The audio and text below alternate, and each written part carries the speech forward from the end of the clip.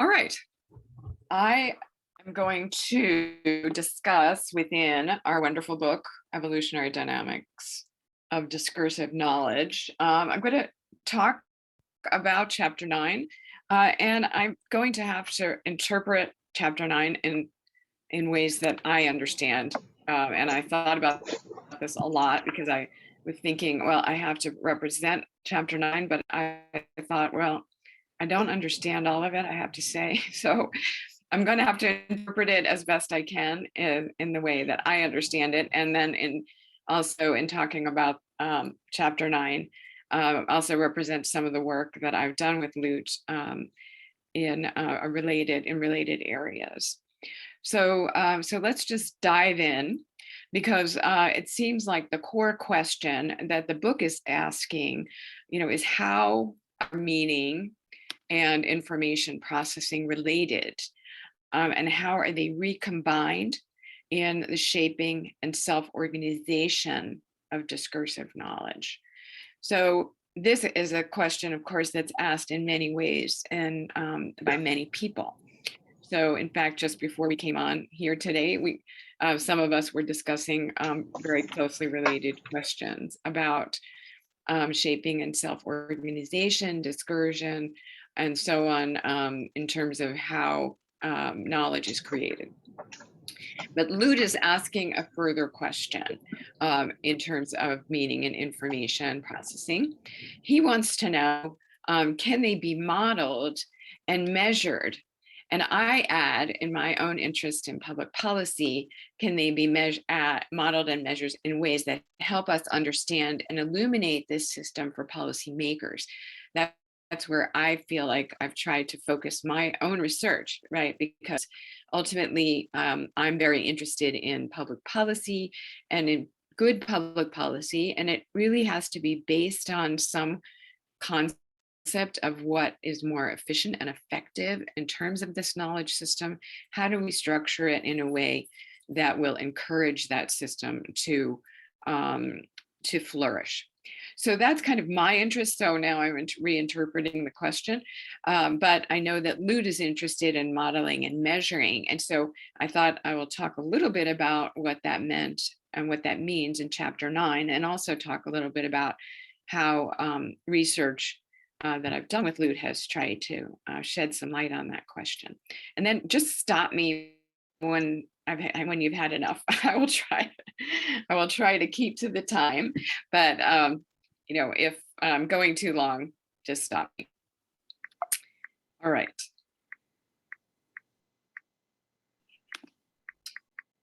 All right, so a lot of this chapter and a lot of the book in general spins off of Luhmann's question, who again is one of a long line of people who have asked this question about how is social order possible.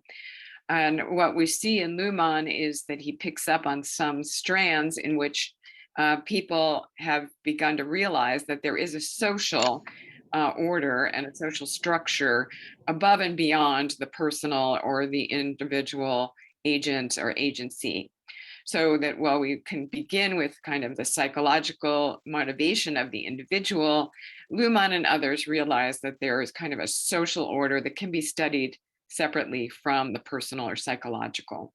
And out of that, then we see many different lines of inquiry emerging, ones that don't ask a question about why do people do what they do. It talks more about how that system of social interaction and communication operate to both enable and constrain. So we know that within that social order, we want to create new and useful knowledge, and we want to retain that knowledge in ways that help the polity or the public good, and we want to disseminate and use that knowledge to hopefully create wealth that improves the social, political, health, and security systems within nations, let's say. And so it seems like one of the questions that we would want to ask there is, are there structures in the social order that are more amenable to creating new knowledge? And if yes, what are they, or how would we understand them? And this is where I see chapter 9 making a contribution, that there are structures in the social order. Sorry, my dog is barking. Structures that are in the social order that can help us to create this new knowledge. And that one of the things that Loet is asking is, how do we conceptualize it so that we can measure it? And can you hold on a second? Let me stop these people from barking. Hey, I'm giving a presentation. Dogs, go.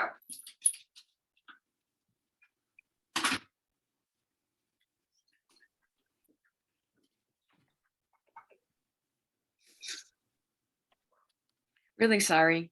That's the joys of working at home, as we have all learned. Okay. All right. So let's keep on moving here. Okay. So out of chapter 9, we begin with the idea that each of us, ego people, expects the other, on the altar, to entertain expectations as we entertain them ourselves. And so even in this conversation today, I come with certain expectations and understandings that I'll share. I expect that you will hear some things and we'll have a common understanding. And then in areas where we don't have a common understanding, we may agree or disagree. So this is called the double contingency in Luhmann. And the cool thing I learned yesterday, just yesterday, reading about the double contingency, is that it actually came out of the beginnings of transdisciplinarity or interdisciplinarity. And that is that people were trying to understand how disciplines could communicate with one another. And each discipline is contingent on certain theories and understandings, and that the idea of double contingency was a way in which they could describe interdisciplinarity and the beginnings of within the academy, the beginnings of conversations across disciplines, which I sort of thought was an amazing little footnote. So a lot of the relationship between the ego and the alter are really micro operations of the social system. And to a great extent, as I understand it, Loet is not interested in that. He's not interested in the micro operations, but he is interested in this question of, can we use double contingency as a way to begin a discussion on measurement? So in chapter 9, we talk about that the knowledge system operates as society does outside the individual. And so if we're going to model that, we have to be able to develop a kind of equation. And double contingency, at least in Luhmann, is the autocatalyst of social processes, right? The individual, the ego, interacting with the alter and finding both certainty or redundancy and uncertainty in that system.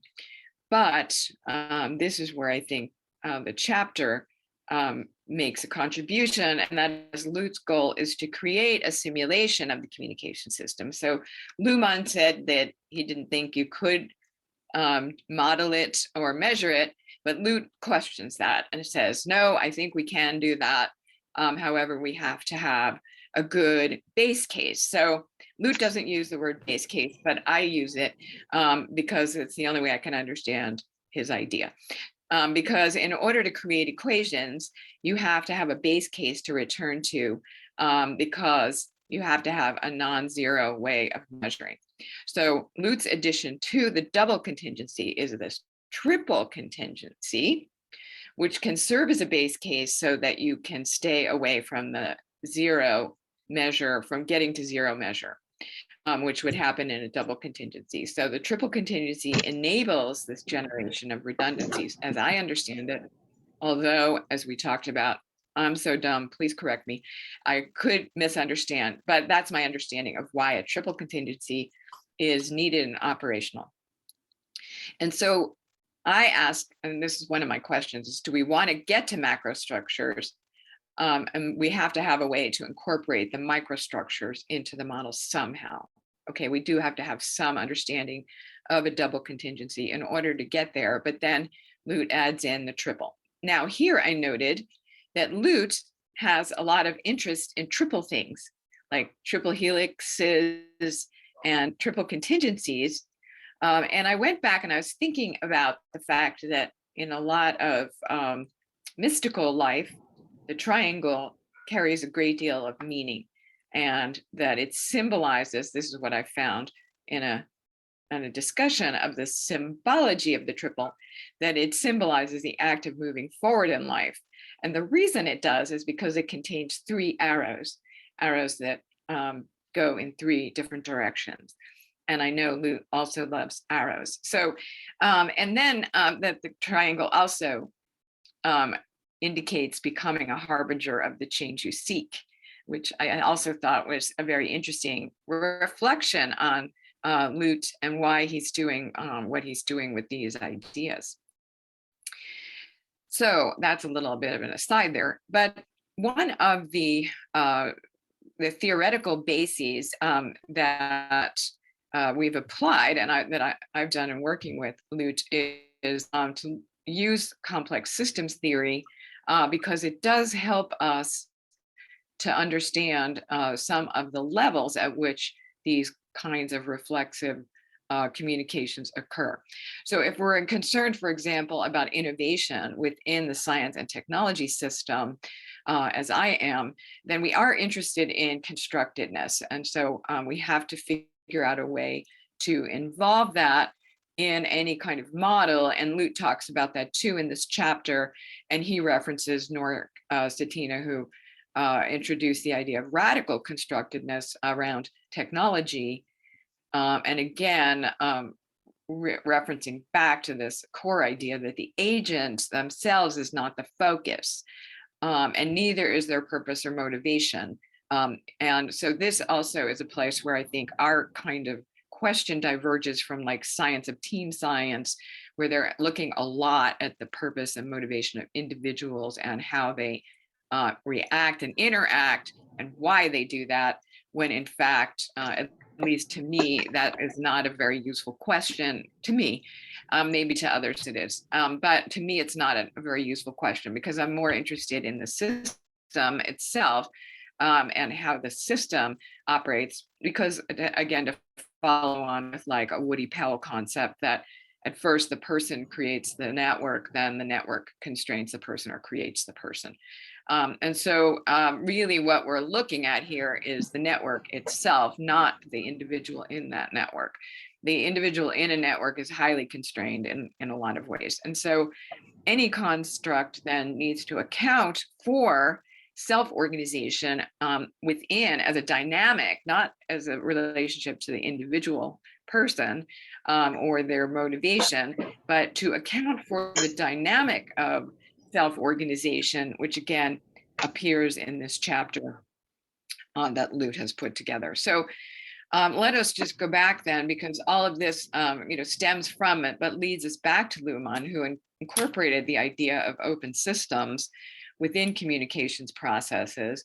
He borrowed a lot of his ideas, of course, from biology and Maturana and Varela concepts to explain why entropy does not occur and why order is created, which is another really fascinating philosophical question. I'll leave that one to Jamie to examine. But one of the things that he talked about is open systems, and how a lot of these knowledge systems are indeed open. And indeed, in work I recently published in Nature, we showed that open countries, ones that have open communication systems, have stronger scientific impacts and appear to have stronger scientific systems.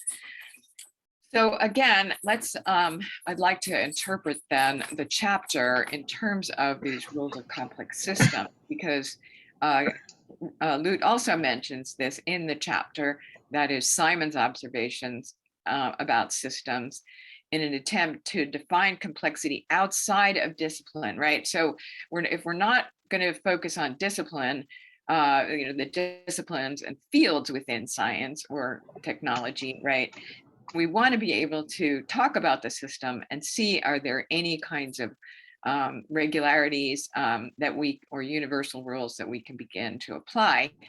And indeed, Simon introduced, even in the 1960s, that complex systems begin with a few social simple rules, and that from simple rules, very highly complex systems can emerge, and that they tend to be nonlinear, where the whole is greater than the sum of the parts. They also tend, at least in Simon's explanation discussion, tend towards hierarchy. Now, what he meant is that complex systems tend to develop as hierarchies. And then Contopoulos kind of reflected on that and offered that perhaps in social systems, they operate as heterarchies. So in other words, a hierarchy tends to assume that there is mostly downward flows of information, whereas a heterarchy allows for subsystems within a structured organization, a structured complex system, to communicate with one another. And so we have to acknowledge, at least in social systems, that relations among subsystems are possible and important, actually, for our purposes. And we want to distinguish among and within these subsystems. So this is something that now I think goes a little bit beyond the chapter, but is indeed, it's kind of within or seated by the chapter as we understand the ego and alter their relationship to time, because they a lot of times operate in an environment, as the chapter talks about. But in addition, we want to ask this question outside of time, that is independent of the political, social environment in which they operate. So hierarchy then can help us to think about, let's say, degrees of freedom that operate within subsystems. And this is where, again, Loet and I worked on international collaboration. And I'm not going to have enough time because I'm only supposed to talk for 20 minutes. So I only have 2 minutes left. So I'll talk about this one paper that we did together, in which we looked at international collaboration as perhaps the freest level of scientific communication. So now, if we think about the hierarchy, let's say, or structured subsystems of communication, scientific communication, we may have people within a lab, we may have disciplinary organization, we may have fields of science and so on. And that if we look at national organization, we also have universities, and we have kind of a structure imposed to some extent by the funding organizations that are organized into like biology, chemistry, and medicine, and so on. But at the international level, which is growing very rapidly and has been for a number of decades, it's least constrained by institutions, mostly because at the international level, there's no global ministry of science. There's no funding organizations that are constraining it. And so it's almost completely self-organizing. And so it's a very nice level of science to study. And it certainly gets lots of attention. And we know that international collaboration tends to be more highly cited than others. So then the question becomes, at least for us, was the question of how does it organize, and why does it organize the way it does? And one of the things we found in applying complex systems measures to international collaboration is that we found that a preferential attachment mechanism can be shown to operate on a power law form, and that researchers link to one another to gain access to reputation, resources, visibility, and complementary capabilities. This can all be studied as a network. Highly connected nodes increase their connectivity faster than less connected peers, which came through in, this is the Barabasi equation. And that scale-free distribution is seen at the international level when you look at individual connections among people. And we know also that small worlds are highly efficient at localized exchanges.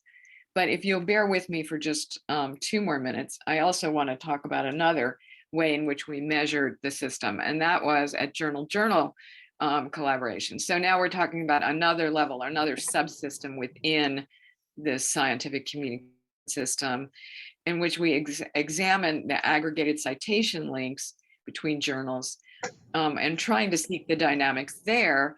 And I think the amazingly interesting thing to me about this study, which didn't get huge amounts of attention as much as the other study we did, but that the knowledge base is really, you can really see a kind of self-organized criticality at the journal-journal connection level that can be considered as a large set, where we see the journal-journal connections are kind of a meta-stable construct, right, which are continuously disturbed by new knowledge claims, bringing also new citation relationships, but the system as a whole remains stable, right? And so what you see is that you kind of have these, what we kind of metaphorically described as avalanches of change within, let's say, fields or subfields. You see these avalanches of change, but the structure of the communication system remains the same.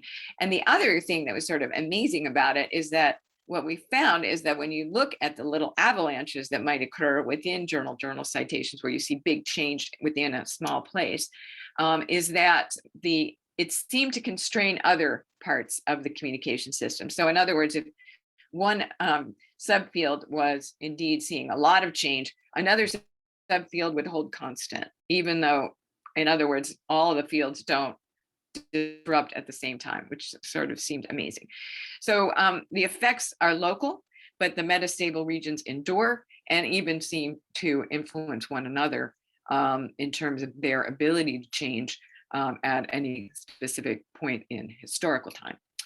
So I just thought that was super fun. And here is, again, the power law relationship that came out of that study. Again, we saw the power law just as we did at the individual levels, at the most free levels of organization. So we found this kind of self-organized criticality in scientific revolutions, which was just super fun and super interesting, and hope we can do more. Okay, thanks for my indulging me here, because I know I'm going over time. So these are my questions then to us as a community. If these kind of historically observable networks serve as retention mechanisms, which is what Loet asserts in this chapter, but we want innovation and novelty, can we better structure networks so that they ensure or introduce variety? Because really, ultimately, we do want variety and novelty to be kicked up within the system. And then, of course, we want the system to choose carefully among those new ideas for ones that actually help knowledge to become more effective. So can this triple contingency help here, and can measures help here? And have we gained insight into effective environments for recombining knowledge as a result of addressing this or introducing this triple contingency concept? All right, I will stop talking now. Thank you. Thanks for inviting me and for organizing this event.